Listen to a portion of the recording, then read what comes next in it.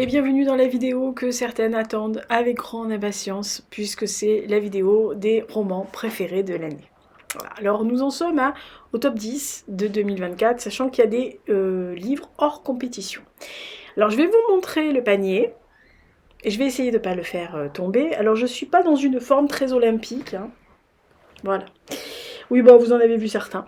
C'est pas grave. Mais vous savez pas dans quel ordre ils sont. Voilà, alors je suis pas dans une forme très olympique. Je suis toujours malade. J'ai toujours mal à parler et à respirer en même temps. Et mon cerveau est pas, on va dire, de la plus grande efficacité. Voilà.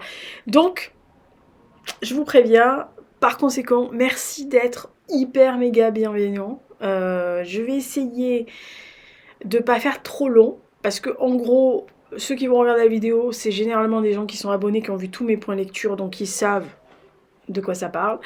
Je vais pas vous le résumer, je vais vous dire pourquoi j'ai choisi, quels ont été plus ou moins mes critères, et pourquoi je l'ai mis à telle place, parce que je vais remonter du 10 au 1, et ça m'a posé des gros problèmes. Voilà, entre la place 4, 5, 6 et la place 1, 2, 3, j'ai bataillé avec moi-même.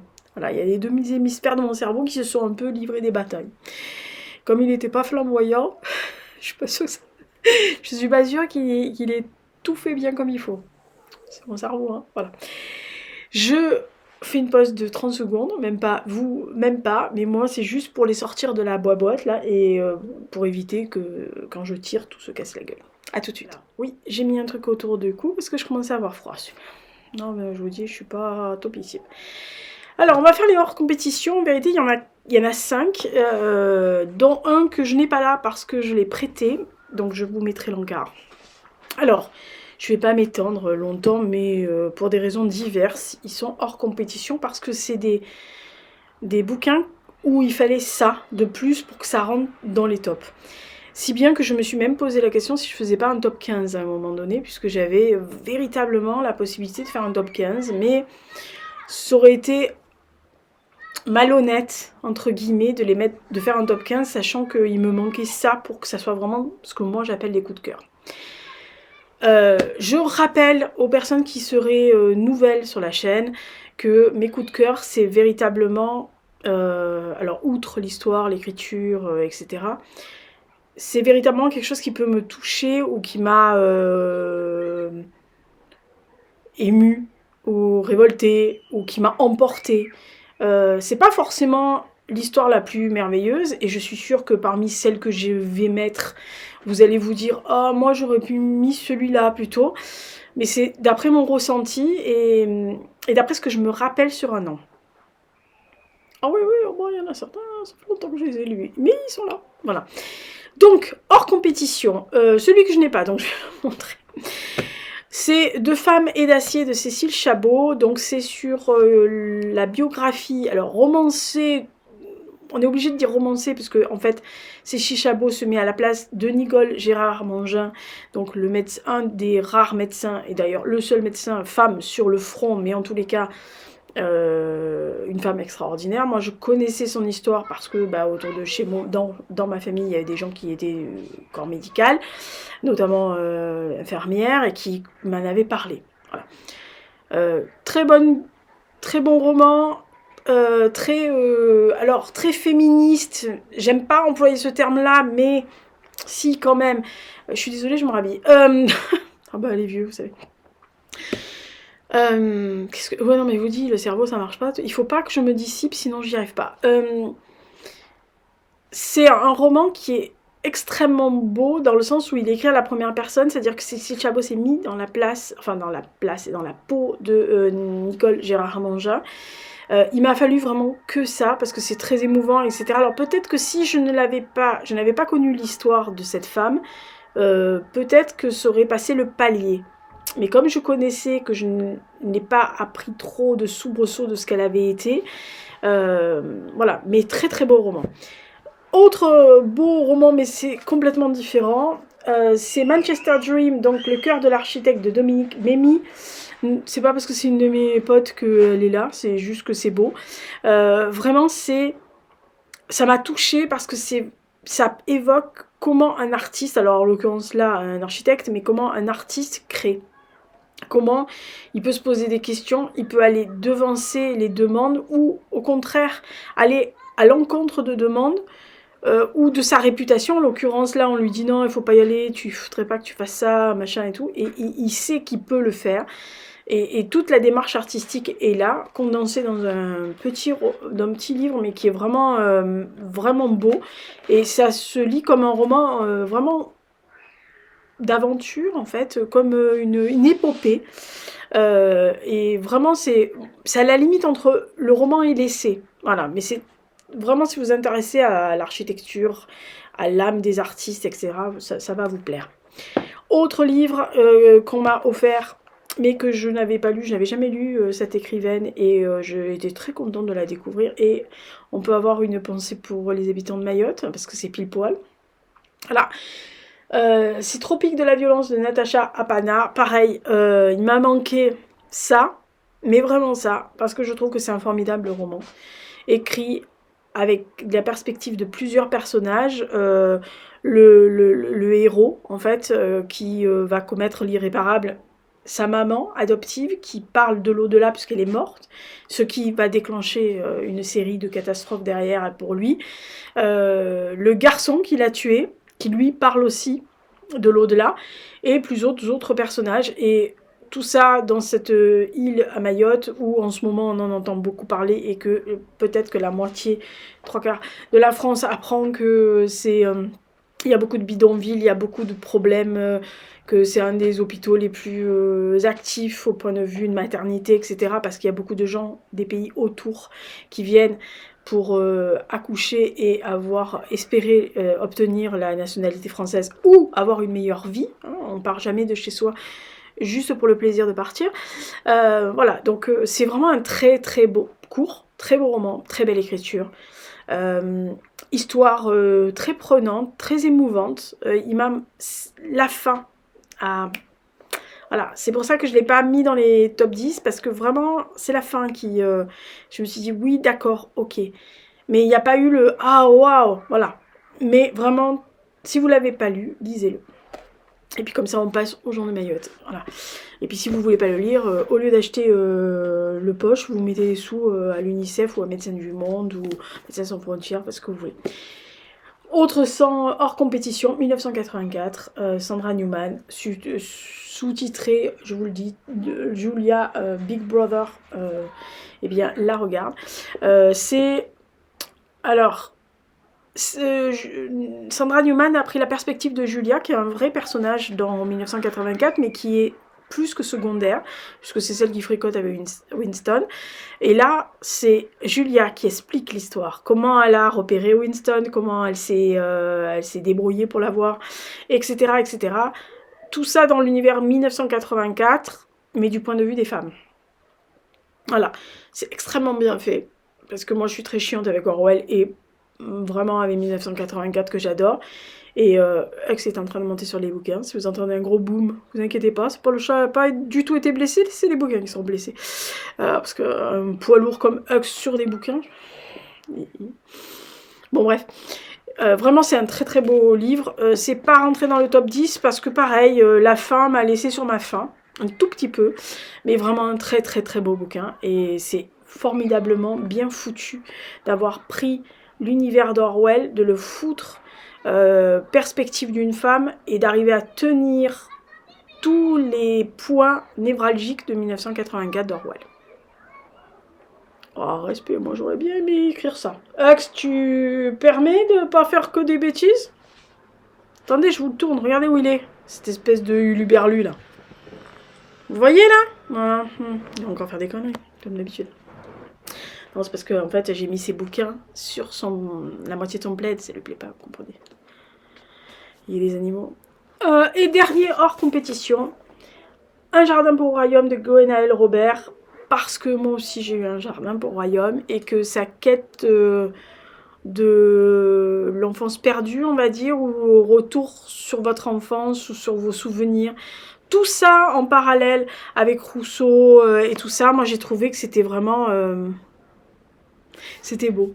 Voilà, ce côté où elle redécouvre l'univers de Rousseau, enfin une de ses lieux de villégiature, où elle fait des parallèles avec des choses qui sont arrivées dans l'endroit où elle est, notamment la présence de Marie-Antoinette à un moment donné, etc. C'est vraiment très très joli. Puis moi j'aime l'écriture de Gwenaëlle Robert, j'aime ce côté un peu poétique enlevé, mais toujours avec de l'émotion et avec comme une complicité avec le lecteur.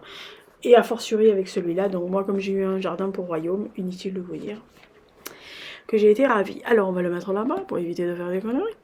D'accord. Axe, tu permets que je prenne un e-book bouquin? Il a mis la patte sur les bouquins. On est mal. On est mal. Je vous dis, on est mal. Aïe, aïe, aïe. Attendez, je bois, je fais diversion. J'ai pris un chocolat chaud. C'est pas un chocolat chaud, c'est un café avec du lait mélangé. Pas un chocolat chaud. Pas à ce temps-là. Alors, top 10. Prêt? Partez. Notez, notez. Je connais qui vont noter. Alors, 10. Ah bah oui, écoutez, je commence par le 10. Commencez par aller.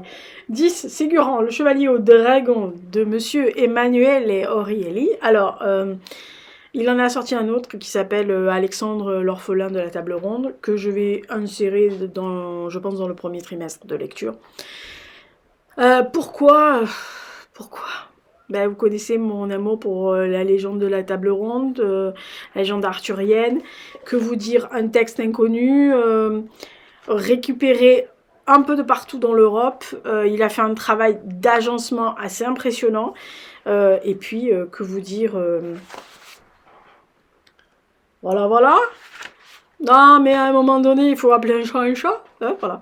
Non, mais moi, vous me gagnez avec ce genre de bouquin. Vous voyez ce que je veux dire? C'est pas très compliqué. Voilà, donc franchement, c'est absolument magnifique. Les textes, le texte est magnifique. Ça se lit comme un roman d'aventure. La plume est esquisse. Et puis moi, je suis désolée, la littérature médiévale, je trouve qu'on n'en lit pas suffisamment ou qu'on ne le met pas suffisamment en lumière. Donc je suis très très contente. Et c'est un thésard hein, à la base, c'est un médiéviste archiviste. Et il est maître de conférence, je crois, je sais plus où, à l'université des Hauts-de-France, je crois. Mais il préparait sa thèse et en fait, en préparant sa thèse, il a trouvé des morceaux de ces textes-là qui avaient été perdus. Et donc il a agencé tout ça. Ségurant, si vous aimez la légende arthurienne, les textes médiévaux, les belles lettres, et qu'en plus vous aimez les enluminures, les vieux trucs tout pourris comme moi, machin, c'est un bonheur. Voilà. Et puis allez voir les vidéos qu'il a fait pour parler de celui-là et du prochain, donc Alexandre l'orphelin de la table ronde. Ce type est fascinant pour l'écouter. Moi je pourrais l'écouter pendant des heures. Hein. Ah bah oui, moi on me parle de la légende arthurienne, je reste collée. Hein, donc déjà je regarde Kaamelott pour vous dire où j'en suis. Ah non mais moi, coucou, ça c'est mon truc en ce moment. La rêve c'est pour le duc d'Aquitaine. Alors, 9. Faut pas que je me disperse, parce que je vais me disperser, ça va me mettre 4 heures. Et en plus, je vais plus me rappeler ce que je vous raconte. Alors, 9. J'ai beaucoup hésité tous, hein, je vous l'ai dit, surtout le 4, 5, 6 et le 1, 2, 3, mais j'ai beaucoup hésité, parce qu'il y avait des bouquins qui auraient pu monter beaucoup plus haut. Alors clairement, lui, non. Même si j'adore son auteur, que je vous bassine avec depuis son premier roman, je fais chier tout le monde avec David Joy, je m'en fous. Je continue. Les deux visages du monde, David Joy. Ce que j'aime chez lui, premièrement, c'est son écriture, parce qu'il a une écriture magnifique. 2, c'est sa vision du monde. C'est quand même quelqu'un qui habite la Caroline du Nord, qui a été élevé comme un sudiste. Hein. Voilà, il le dit, hein. Mais il a une autre vision de l'Amérique, une vision différente. Alors, c'est vrai qu'il est quand même un peu brut de pomme quand on l'entend parler. Il a quand même des idées assez arrêtées, très anti, tout ce qu'on peut imaginer qui va arriver au mois de janvier, hein, voilà, aux États-Unis, mais il sait de quoi il parle, voilà. Et honnêtement, ce roman n'est pas forcément, c'est pas son meilleur. On est d'accord. Lisez Ce lit entre nous, c'est largement mieux. Mais c'est un livre qui... Alors, la première partie, c'est pas celle qui m'a convaincue le plus. Moi, l'héroïne principale, donc l'artiste afro-américaine, c'est pas celle auquel je me suis attachée. Par contre, tous les autres personnages, j'ai adoré. Et ce que j'aime, alors je sais que j'en ai discuté avec une copine qui l'a lu aux États-Unis, qui m'a dit ça fait un peu, alors pour les Européens, ça fait un peu le racisme pour les nuls, ou le b.a.-ba du racisme du suprématisme blanc aux États-Unis, en tous les cas aux États-Unis, enfin la ceinture sudiste, si vous voulez, mais je trouve qu'il a toujours le mot qu'il faut, les tournures de phrases, et puis c'est quand même quelqu'un qui met de l'écriture nature, c'est-à-dire de natural writing, comme maintenant on dit, parce qu'il décrit, il y a des descriptions, il y a des sentiments qui sont décrits, où il arrive à toucher le lecteur là où il faut. Alors, je vous dis, c'est pas son plus grand roman, mais il méritait d'être dans le top 10, tout simplement, premièrement, parce que ça peut vous faire découvrir David Joy. Alors, je rappelle, lisez d'abord ce livre entre vous si vous ne le connaissez pas. Et si ça peut vous ouvrir l'esprit sur d'autres littératures qui parlent de ça. Et ça peut vous expliquer aussi un tout petit peu le gros bordel qui nous attend à partir de janvier. Alors, aux États-Unis. Mais ça va nous arriver dessus, on est bien d'accord. Nous sommes donc au 8. Alors 8, c'est vraiment un roman que je ne pensais pas du tout mettre là-dedans. 8, tout simplement, parce que je ne pouvais pas le monter plus haut. Et je ne pouvais pas le descendre. Parce que c'est rare que je mette... Enfin, rare, non. Mais je me suis aperçue que les romans typiquement historiques, surtout sur cette période, c'est pas ce que je mettais en priorité dans les tops. Sauf si c'est Volker Kocher, on est bien d'accord.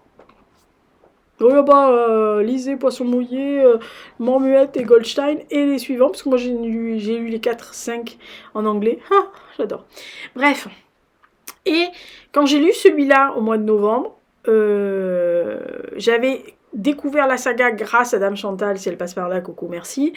J'avais lu donc L'Homme de Berlin, La Maison Pâle et Les Cendres de Berlin. Et j'avais adoré le personnage de Gregor Reinhardt. Quand est sorti celui-là, je me suis dit, il faudra que je le lise. C'est le préquel, c'est-à-dire qu'on découvre Reinhardt à 20 ans, à la fin de la Première Guerre mondiale. Et bien sûr, il y a une enquête, bien sûr, il y a quelque chose qui se passe, etc. On le suit sur un truc assez tordu, de complot, de machin, etc. Mais on découvre en filigrane qui il est. Et celui on a découvert en 1943, on découvre le jeune. Et non seulement l'enquête, les soubresauts, les retournements de situation, les arcanes, les faux-semblants sont magnifiques. Les descriptions des conditions dans les tranchées, côté allemand, de l'état d'esprit. Et on sent que quand le traité de Versailles va arriver en 19, on sent qu'il y en a certains qui sont déjà en train de basculer du côté obscur de la force. Voilà. Donc, mais le personnage de Gregor Reinhardt est magnifique. Et à la fin, apprendre qu'il va faire 2 autres tomes pour mettre Reinhardt en 1900, dans les années 20 et dans les années 30, ça a fait ma joie. Ma joie. Oui, on parle de Conspiration de Luke McCallin. 8. Écoutez, si vous avez aimé au moins un des 3 premiers, ça c'est un préquel, jetez-vous sur celui-là. J'ai lu les 3 premiers, ils sont vraiment excellents. Mais celui-là est supérieur aux 3. Je dis ça, je dis rien. Par contre, petit conseil, ne lisez pas celui-là si vous voulez lire les 3 autres. Commencez par le Gregor Reinhardt de 1943 sur les 3 premiers qu'il a sortis et allez lire celui-là derrière. Parce que sinon, ça va vous gâcher, maintenant que je sais, ça va vous gâcher la surprise et la découverte et vos a priori sur celui de 1943. Ça serait vraiment dommage. Donc, Luke McCallin, Conspiration. 7. Est-ce que ça va étonner quelqu'un? Oh bah non, personne. Il y en a certains qui vont se dire, tu l'as pas mis plus haut, ça m'étonne. Ah bah pas le mettre plus haut, il y a mieux. Ah bah des fois je peux pas. Je veux bien le caser des fois souvent en haut, mais là je... Antoine Chopla. mon chéri Chopin, avec la barque de Masao. Comment ce type, en 200 pages, arrive à me retourner le cœur? Ça, on sait toujours pas comment il fait avec moi. J'ai trouvé ce texte d'une pudeur et d'une beauté pudique absolument magnifique. L'histoire peut être très banale, l'histoire peut être très simple, c'est l'histoire d'un père qui retrouve sa fille sur le tard. On apprend petit à petit qu'est-ce qui s'est passé pour qu'elle soit élevée par ses grands-parents maternels, pourquoi cet homme s'est effacé littéralement de la vie de sa fille volontairement. Comment il a vécu, comment elle raccroche les wagons et lui aussi plus ou moins. C'est un texte ciselé, mais comme Chopin sait les faire, c'est-à-dire qu'il met pas trop de mots, il n'y a pas de fioritures, il n'y a jamais un mot de trop dans ses textes. Il y en a certains qui devraient lire ça, parce que la fois, alors j'ai lu pour la petite histoire un truc off cet été, de 600 ou 700 pages d'un premier roman, enfin c'était un premier jet, vous savez, les alpha lecteurs là. Je connaissais la personne, c'est son deuxième roman, elle m'avait demandé de le lire en parallèle des bêta lecteurs, donc j'étais un bêta lecteur bis, si vous voulez.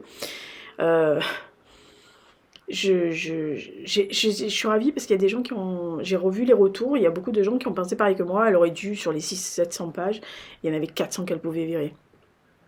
Qu'il n'y avait aucun... Enfin, qui était là pour étoffer tout, mais qui ne servait pas à grand-chose. Chopin, c'est pas son style, voilà.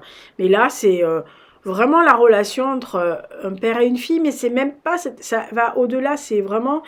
d'un parent pour un enfant, ça pourrait être une mère et une fille, une mère et un fils. Ça aurait pu être entre un homme et son fils. Mais c'est vraiment une très très belle histoire. Et il y a des passages qui me prennent à la gorge, notamment le passage où il devient père. C'est vraiment très très émouvant, mais vraiment c'est un très très beau livre. Donc La barque de Masao, Antoine Chopin, qui à chaque fois qu'il sort un bouquin se retrouve dans le top. Ah bon, c'est pas sa faute, c'est parce qu'il est bon. Alors, on va à la 6e, et c'est ce que je vous ai dit, 4, 5, 6 a été très très compliqué, parce que je trouve que les 3 se valent. Au niveau de ce que j'ai ressenti comme émotion, au niveau de ce que j'ai eu comme palpitation quand je l'ai écrit, simplement ils sont tellement différents qu'il a fallu faire un choix au niveau de l'histoire et au niveau de ce que moi j'ai ressenti comme connexion avec le personnage. Donc 6, l'inconnu du portrait de Camille de Peretti, sublime fresque romanesque qui va sur 4 endroits différents avec des temporalités différentes, à la recherche de cet inconnu-là sur un portrait sur un tableau de Klimt, qui part aux États-Unis avec un homme qui a fui Vienne, qui va se monter seul à l'américaine, hein, voilà, qui va devenir très riche, qui va avoir une fille cachée, qui va la découvrir sur le tard, qui va aussi découvrir son ascendance, etc. Et parallèlement, on découvre qui est cette jeune femme, pourquoi elle est peinte là, qui a demandé à ce qu'elle soit peinte, quelle est son histoire à elle, cette jeune femme qui était de très mauvaise condition, qui tombe amoureuse d'un homme plus haut qu'elle dans la hiérarchie sociale. Vraiment, c'est voilà, l'histoire du tableau qui est volé, retrouvé, revolé, re-retrouvé. Franchement, c'est une saga. Véritablement, c'est une saga qui a eu énormément de prix. Camille a gagné, je crois, 6 ou 7 prix pour ce roman-là, et elle le mérite largement. C'est vraiment... c'est épique. Vous voyez, comme roman, c'est romanesque, mais c'est épique. C'est-à-dire que vous tournez les pages pour savoir pourquoi, comment, et vous y allez. Hein. Voilà. Mais vraiment, c'est un très beau texte. Et puis, bon, voilà, c'est aussi la possibilité de traverser les époques, de Vienne du début du siècle, du XXe siècle, jusqu'au Texas de nos jours, en passant par l'Italie. Enfin, c'est... Voilà, vous voyagez, et elle vous emmène très loin. Voilà. Donc 6, l'inconnu du portrait. 7, non, 5. 5, il est où, lui? Là, tout petit, tout petit. 5, Varlam, Michael Prazan. Alors, inutile de vous dire que vous allez me dire, ah, c'est parce qu'il y a chat. Non, pas chat. C'est pas parce qu'il y a chat, hein, j'en ai déjà un gros là, bon, non, c'est pas la peine. Non, c'est vraiment l'histoire de cette connexion entre cet homme et ce chat, mais surtout sa quête pour faire ce documentaire, parce qu'en vérité c'est une histoire qui est arrivée, alors qu'il est allé faire un documentaire sur la route des morts dans le goulag, enfin sur la route du goulag, etc. Et il va trouver ce chat, donc il va arriver dans la plaine de la colline Ma, et ils vont trouver ce petit chaton sur le bord de la route en train de crever de froid, de faim, etc.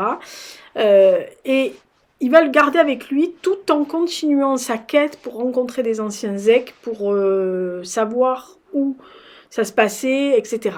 Et moi j'ai trouvé, alors au milieu de cette nature hostile, hein, la Colima, c'est pas là où vous allez passer les vacances. Jamais de la vie. Mais vous savez que je suis très intéressée par l'histoire de l'URSS et notamment des goulags, etc. Ceux qui avaient suivi les lectures communes il y a 2 ans comprennent pourquoi. J'ai trouvé que c'était un texte magnifique, qui serrait le cœur à la fois parce que historiquement, c'est émouvant de voir quelqu'un qui nous replonge sur les traces de ces gens qui sont morts comme des merdes. Et la relation de ce petit chat qui est là, qui se blottit auprès de cet homme, et qui en fait est un bout qui est peut-être la réincarnation d'un des Ek, mais qui reste là, qui est collé, et qui s'incruste, et qui console, mais quelquefois qui fait rire. Voilà, j'ai trouvé ce texte d'une beauté. Je ne connaissais pas du tout Michael Prazan, et je pense que je vais les lire, parce que je suis allée les feuilleter, enfin ma librairie en avait 2 autres, je suis allée feuilleter, je pense qu'il est parti pour être comme Chopin, lui. Voilà, ça c'est fait. Voilà, donc 5 Varlam, Michael Prazan. On n'attend que les 4 premiers. Alors, moi je vous ai dit, hein, les 4, 5, 6 ça a été compliqué, donc la 4e arrive là. C'est Pages volées d'Alexandra Kozelik. Vraiment, c'est pas un roman, c'est pas un journal intime, c'est... Moi j'ai appelé ça une confession. Voilà, elle a pris des risques sur ce roman, enfin sur ce livre-là, parce qu'elle explique où elle est venue pour être l'écrivaine qu'elle est maintenant, reconnue avec plusieurs prix. Je suppose que tout le monde connaît Alexandra, enfin, sinon il faut absolument lire ses bouquins, hein, on est bien d'accord. C'est... comment je pourrais expliquer ça? En fait, elle raconte sa vie, c'est-à-dire qu'elle part du postulat qu'elle est devenue orpheline à 8 ans et demi, et 8 ans et demi est un âge, étant une durée de temps très importante dans la vie d'Alexandra qui se répète très régulièrement. Et elle va expliquer qu'elle, la petite fille qui est née le cul entre 2 cultures ukrainiennes et françaises, qui a toute ce poids de la culture et de l'histoire et de la vie ukrainienne sur les épaules, se retrouve toute seule à 8 ans et demi. Alors, ses parents sont morts dans un accident auquel elle a réchappé, son frère aussi, mais elle a réchappé. Elle peut pas... je déteste cette expression de faire son deuil, mais elle ne peut pas... dire au revoir à ses parents parce qu'elle est à l'hôpital, elle a été grièvement blessée, donc ils ont été enterrés sans qu'elle soit là. Donc elle ne croit pas vraiment qu'ils soient morts, puisqu'elle ne les a pas vus dans les cercueils. Et après, elle explique ce que ça a eu comme impact sur sa vie, ce que la culture, la langue, l'écriture a fait que ça l'ait portée, littéralement. C'est-à-dire que l'écriture et la lecture lui ont donné une ligne directrice. Qu'elle a longtemps hésité à montrer ses écrits, c'est bien dommage, et que ça l'a véritablement sauvée, et qu'elle est devenue, elle, la petite fille, on va dire, d'origine étrangère. Elle est devenue, elle, prof de français, latin et grec. Elle est revenue à des langues qu'on dit mortes alors qu'elles sont magnifiques, le latin et le grec. Alors moi, je n'ai pas appris le latin, le grec, mais j'ai fait 6e terminale en latin. Et franchement, c'est un très beau livre. Et c'est pour ça elle est arrivée à la 4e place, parce qu'en fait, à la fin du livre, j'avais qu'une seule envie. Si elle avait été pas loin, j'y allais, je lui faisais un énorme câlin, sans lui dire un seul mot, en lui disant « j'ai lu » et un câlin. C'est tout ce que j'avais envie de faire. Voilà, donc quand on arrive à me procurer ce genre d'émotion, je pense qu'à ce niveau-là, on peut être à la 4e place. Voilà, donc merci madame, je la remontre, Alexandra Kozelik. Voilà, et pour ceux qui ne la connaissent pas, pitié, allez lire. Voilà.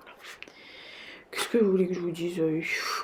Je ne vais pas vous expliquer qu'est-ce qu'il faut lire. Si, vous connaissez. Ouais, écoutez, il y en a 4, alors vous allez en lire 4. Alors, 3e, et alors attention, top 3. Notez, notez. Bon, là, il y en a qui sont sur les tartines blog. Qu'est-ce qu'elle nous a foutu en premier? Parce que là, elle s'est dit, il y a quand même du lourd, là. C'est quoi les 3 premiers? 3, merci donc à Domi qui m'a conseillé ce bouquin. Oui, la Domi de tout à l'heure. Dominique. Qui m'a dit, tu devrais le lire, tu vas beaucoup aimer. Croix de cendre, Antoine Sénanque. Je n'avais jamais lu cet auteur. Et je dois avouer que quand j'ai lu le résumé, je me suis dit, c'est plus bon pour moi, elle a raison. On est 20 ans après la peste noire, donc on est au milieu du 14e siècle. Et on va se retrouver avec plusieurs personnages, dont un qui fait appel à une espèce de script pour écrire ses mémoires. Et on va suivre ces personnages qui vont prendre, enfin notamment ce personnage qui va prendre les notes pour cet homme qui s'appelle Maître Erkart, qui a vraiment existé. Et on va découvrir les arcanes de certains secrets de l'Église, de certains secrets des monastères, de certaines choses qui se sont passées, de cet impact qu'avait l'Église de l'époque sur la population, tout ce qui fait cette emprise quelquefois qu'ont les religions monothéistes, de soumettre en gros et de compter sur le fait que des gens ne sachent pas ou ne peuvent pas assimiler des textes, et à l'occurrence à l'époque personne, enfin pas beaucoup savait lire et écrire, donc ce que disaient les ecclésiastiques, c'était parole d'évangile en gros, hein. Je ne veux pas être méchante, mais c'est à peu près ça, et ça montre le fanatisme religieux de cette période-là, l'inquisition, les machins, les trucs bidules. Mais c'est un texte d'une beauté, parce qu'il parle aussi de fraternité, il parle aussi de lumière au bout du tunnel, en disant plus ou moins que si on se serre les coudes et qu'on fait appel à notre côté humain et à la fraternité, on est capable de soulever des montagnes et de se débrouiller comme on peut, quitte à se sacrifier, mais il faut y aller. Et j'ai trouvé ce texte-là, mais vraiment plein de grâce. Voilà. Il y a à la fois l'Inquisition, la peste, les trahisons, etc. Et de l'autre côté, vous avez qui est contrebalancé par l'amour, la grâce et la fraternité. Ce qui est quand même une belle balance quand même pour lutter contre les forces du mal. On est bien d'accord sur la question. Donc, Croix de cendre, Antoine Sénanque. Honnêtement, vous pouvez y aller, il n'y a aucun problème là-dessus. Mais vraiment, et pour qu'il s'arrive au top 3, vous voyez, puis pas une petite bête. Hein. Et puis c'est pas écrit très très gros. Voilà, mais c'est magnifique. Et ensuite, 2. Ah, là, il y en a qui se disent, c'est qui le 2? Et c'est qui le premier? C'est qui le premier? Alors, le 1 et le 2, 3, je vous ai dit, j'ai eu du mal. Mais quand j'ai défini le 3, et là, j'ai eu beaucoup de mal entre le 1 et le 2. J'aurais mis ex aequo si je m'étais écoutée.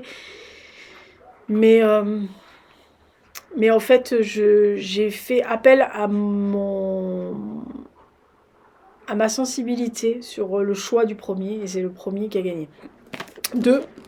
Ah bah je vous en ai fait des pelles hein, quand je l'ai lu il n'y a pas longtemps. Le Juif rouge donc de Stéphane Gusti. Qu'est-ce que je voulais que je vous dise sur ce livre-là? Le personnage d'Aaron ne peut pas laisser indifférent. Le personnage de ce juif rouge, de cet immortel qui est là pour guider le peuple juif au-delà des saloperies qu'on va faire. Cet homme qui traverse tous les pires moments antisémites du fin du 19e et du 20e. Tout ça avec des réflexions sur ce qui se passe, sur les gens, sur les préjugés qui se transmettent depuis des décennies et des siècles, sur ce côté un peu quelquefois bon ok d'accord, vous nous aimez pas, bah allez on met la tête sur le billon, on attend 2 minutes, voilà. Donc, mais ce côté un peu abattu quelquefois de certaines communautés, alors là en l'occurrence c'est la communauté juive, mais c'est aussi, ça peut être d'autres peuples qui ont l'habitude de se prendre des coups dans la gueule et depuis des siècles, et puis ils continuent à s'en prendre et puis ils attendent, voilà, et puis ils se disent ah bah ça va passer, ils vont se calmer. Voilà, généralement ça se calme pas, hein, ça s'empire. Mais vraiment c'est un personnage Aaron, mais magnifique. Il est aussi drôle que ce qui peut être cru, ce qui peut être brutal. On traverse avec lui les décennies, donc en fait des gens qui croisent, qui va perdre, parce que les gens, lui, ils meurent pas, mais les autres meurent. Les femmes qu'il a aimées, les gens qui l'ont aimé, les gens qui l'ont aidé, les gens qui l'ont poussé. Pourquoi il est devenu le juif rouge, lui, le juif roumain, qui n'avait absolument rien à carrer d'être juif, et qui en gros était un paria déjà dans son pays, parce qu'il faut rappeler quand même que les juifs en Roumanie étaient roumains, mais ils n'étaient pas roumains. Enfin, je veux dire, voilà, ils étaient assimilés, mais c'était pas... Ils ont été de la chair à canon. C'est utile quand il y a une guerre. Mais sinon, en gros, ils avaient aucune légitimité dans leur propre pays. Voilà, mais c'est vraiment un roman magnifique. Alors, c'est juste... je sais qu'il y a beaucoup de gens qui m'ont dit « Oh là là, mais moi je le lis pas, machin... voilà. » Et je l'ai pas vu passer beaucoup. Je pense que le titre y est pour beaucoup. Et les gens s'arrête à des choses. Maman Dracon. Que voulez-vous? Moi, j'ai trouvé qu'il y avait un souffle épique, etc. Alors, je sais, pour en avoir discuté avec 2-3 personnes, qu'il y a 2-3 passages, notamment pendant la Seconde Guerre mondiale, qui ont été un peu... qui ont déstabilisé les lecteurs, qui n'ont pas compris pourquoi c'était pas plus étalé, enfin plus étiré, plus développé. Moi, connaissant cette période, et quand je le dis, c'est connaissant... Voilà, et ayant vu sur place, voilà, ça m'a pas gêné. C'est-à-dire que moi j'en ai tellement pris plein les yeux et le cœur, etc. Et je l'ai raconté un jour dans un podcast de plus de 3 heures, mais il y avait une partie où j'expliquais ce que j'avais ressenti la première fois où j'étais allée dans un lieu de mémoire. Je peux pas faire autrement. Voilà. Sachant qu'en plus, c'est même pas du tout ma culture, que c'est même pas du tout mon peuple, on va dire. Donc, a fortiori, quand vous êtes, entre guillemets, étranger ou à côté, soit vous êtes détaché, soit vous sentez. Moi, dans ma culture et peut-être dans mon héritage familial, chez nous, on ressent. Voilà. Donc, mais j'ai vraiment aimé ce texte, c'est magnifique. Et puis, ça donne aussi... une vision sur l'antisémitisme qui est toujours vivace. Qui n'ont toujours pas compris. Alors, vous savez, quand on est bas du plafond, on est bas du plafond. Que voulez-vous, mes pauvres amis? Moi, je dis souvent, en fait, il faut discuter avec les gens.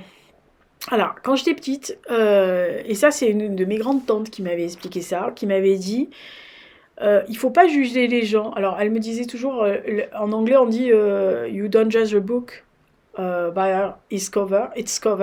Donc on ne juge pas un livre sur sa couverture, ce que beaucoup de gens font maintenant, parce que si la couverture est pas belle, ils la regardent pas.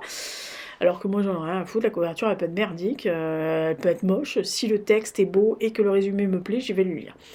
Mais elle me disait toujours, si tu ne connais pas les gens et que tu as des a priori, avant de juger ou d'avoir des a priori, il faut que tu ailles les voir, il faut que tu ailles leur parler. Tu leur parles, tu leur demandes leur culture, tu leur demandes pourquoi ils font ça, pourquoi c'est comme ça dans leur vie, pourquoi ils pensent ça, pourquoi. Et si après ça te plaît pas, tu peux à ce moment-là dire non, eux ils sont pas compatibles avec moi. Voilà. Mais si tu ne vas pas leur parler, tu vas rester sur un préjugé, sur un a priori qu'on t'a expliqué que tu sais pas pourquoi, et tu vas peut-être passer à côté de belles découvertes. Et honnêtement, tous les gens avec qui j'ai discuté ou avec qui j'ai été copine ou même collègue ou camarade de classe, c'est parce qu'on a eu la curiosité d'un côté comme de l'autre, pas que moi, mais d'un côté comme de l'autre, d'aller demander. Voilà. Alors, moi j'avais des copines qui étaient de pays différents, etc. Et il y avait des coutumes que je ne connaissais pas, et puis surtout que je ne comprenais pas. Et donc, bah, pourquoi vous faites ça alors hein? Puis on m'explique. Mais si la personne vous explique, après vous avez un libre arbitre en disant, ah bah d'accord, ok, toi tu fais ça, moi je pense à autre chose.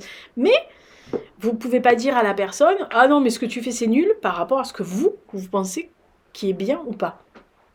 Voilà, donc je pense que le livre aussi fait penser et explique aussi que dans la vie, il faut arrêter d'avoir de pas si on parlait aux personnes en face et avant de leur taper sur la gueule, peut-être que ça aidera un peu.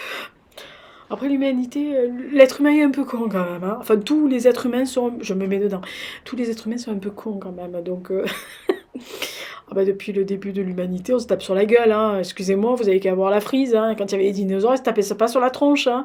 Ils cohabitaient. Bon, il y en avait 2 ou 3 qui bouffaient les autres. Mais voilà, dès que vous mettez un être humain au milieu, c'est bordel. Et si vous en mettez 2, on raconte pas. Ils veulent absolument être les premiers. Comme quoi, rien à foutre ça. Moi, je vois pas d'émission sur ça. Mettez-vous au premier, mettez-vous sur le piédestal. De toute façon, quand il y aura quelqu'un qui voudra dégommer le premier, c'est vous qui prendra, pas moi. Moi, je suis derrière, dessous, derrière. Voilà, tranquille. Et alors, c'est le livre qui m'a fait pleurer le plus. Ah, la fille qui vend le livre premier alors qu'il faut pas vendre les livres comme ça. Lisa, ça va pas marcher si tu dis ça. Elles vont pas vouloir le lire.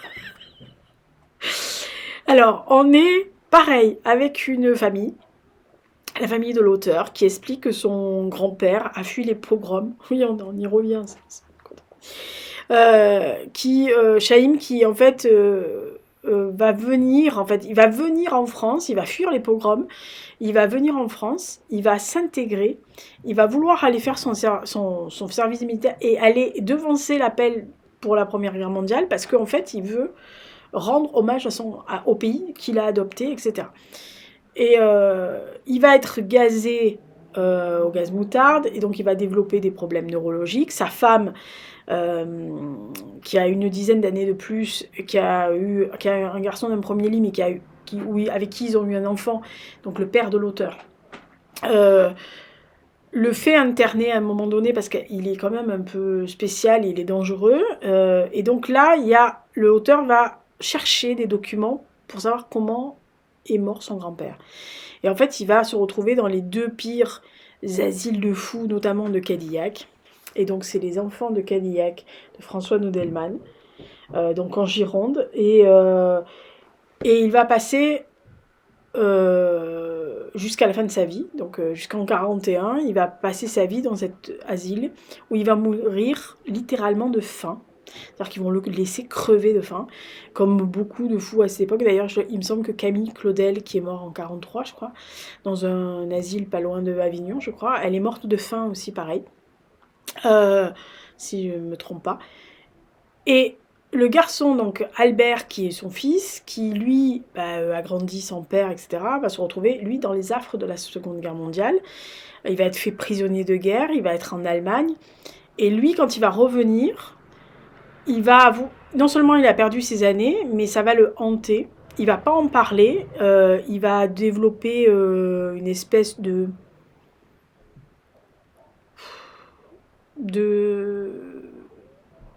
d'angoisse, de peur constante qui va l'empêcher de développer des sentiments avec les gens qui l'entourent, notamment son fils, notamment les gens qui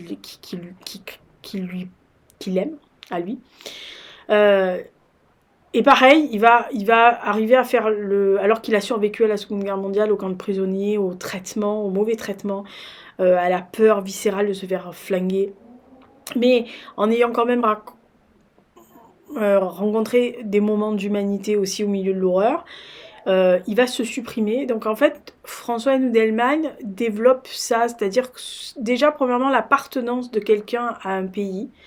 C'est-à-dire que son grand-père a choisi volontairement la France, qui était le pays de la liberté, qui va se retrouver dans les affres de la Première Guerre mondiale, puis son fils, qui lui accorde une moindre importance à son appartenance au peuple juif, se retrouve dans les affres de la Seconde Guerre mondiale et donc au pire moment. Et moi j'ai trouvé qu'il questionnait à la fois notre héritage des pays dont on peut être. Alors peut-être que ça m'a plus parlé parce que moi j'ai des grands-parents étrangers qui ont volontairement eux aussi demandé la naturalisation française, qui ont embrassé la nationalité française et notamment à carrément ne plus jamais parler presque très rarement leur langue maternelle parce qu'ils estimaient que la France leur avait tout donné et que la moindre des politesses c'était de parler français, d'écrire français plus que correctement et de célébrer la culture française, la vie, etc. Et je trouve que la quête d'identité qu'il donne, alors l'identité française ou la quête de soi-même par rapport à vos ancêtres, par rapport à ce que vous portez, par rapport à la sensibilité que vous pouvez avoir parce que vous avez des origines diverses, j'ai trouvé que c'était magnifique. Et les destins de son grand-père et de son père sont mais touchants au possible. Moi, j'étais au bord des larmes plusieurs fois dans ce livre-là. Et alors, la fin ne m'en parlait même pas parce que je me suis mis à pleurer comme une dinde. Mais franchement, je connaissais de nom cet auteur. Parce qu'il a quand même publié quand même quelques essais chez Gallimard. Et notamment, je crois qu'il en avait publié un sur Sartre il y a quelques années. Franchement, c'est une écriture intelligente, très littéraire mais très belle, sans vous voyez le truc, oui, certains qui font des phrases avec des mots qu'on comprend pas. Voilà, non, une écriture parfaitement littérairement belle, mais accessible à tous, et surtout ce côté. C'est son premier roman, je crois que c'est son premier roman, tous les autres c'est des essais qu'il a fait, mais ça c'est son premier entre guillemets roman. Et j'ai trouvé que son rapport à son père et à son grand-père et à ce côté de porter ce que ces deux hommes ont perdu, ou ont loupé, ou ont voulu avoir mais qui n'ont pas réussi à avoir parce que parce qu'il a voulu faire son bout, en fait, il a voulu remercier la France et il est allé dans les tranchées, il s'est fait gazer et donc du coup il est mort dans un asile de fous français comme une merde. Et l'autre qui a vu son père devenir comme ça, enfin perdre la tête, avoir des crises qui étaient dues au gaz mais qui les gens ne savaient pas trop. Lui qui porte la croix de ce père qui a fui les pogroms se retrouve prisonnier de guerre en Allemagne. Il est juif. Vas-y, à toi l'honneur. Voilà, donc honnêtement c'est un très très très beau roman, je le remonte. Voilà. Donc Les Enfants de Cadillac de François Hénou d'Allemagne, numéro 1. Voilà. Donc vous avez les 10 premiers plus les 5 hors catégorie ou hors compétition. Écoutez, je peux pas les prendre tous à la main parce que peut-être c'est pas une bonne idée. Hein, vous êtes bien d'accord qu'on va foutre le bordel? Oui, bon, ça c'est sûr et certain. Oh là là là là. Bon, si ça tombe, c'est votre faute. Hein, je vous le dis tout de suite. Donc ça, c'est les top 10 plus les hors compétition. Voilà, ça c'est que le top 10, les hors compétition sont là-bas. Je vais pas retenter une deuxième fois, je le mets là parce que je sens que ça va tomber. Tiens, je vais l'oublier. Voilà, donc j'espère que ça vous a plu, que mon top 10 vous intéresse. Dites-moi dans les commentaires si il y en a certains que vous avez lus.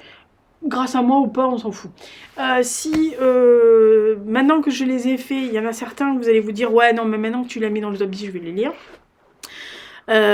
Si vous allez les lire, dites-moi-le. Et surtout, Alors je tiens à vous remercier, mais vraiment du fond du cœur, pour toutes ces personnes qui commentent à chaque fois sur toutes mes vidéos, sur les points lecture, etc. J'en vois dans les chiffres, quand je regarde, parce que moi je regarde les week-ends, hein, les chiffres, des vidéos, je vois, dès que la vidéo est appuyée, parce qu'il y en a certains qui ont les clochettes. Je vous ai vu. Parce que dès que la clochette dès qu'il paraît, je vois tout de suite qu'il y a tout de suite une dizaine, quinzaine d'abonnés qui regardent tout de suite la vidéo et elle sort à 6 h du matin. C'est bien, vous devez être récompensé. Si je pouvais vous envoyer des escargots en vin virtuellement, vous en auriez. Hein. Moi, je vous le dis. Donc, merci beaucoup d'avoir suivi cette année de lecture.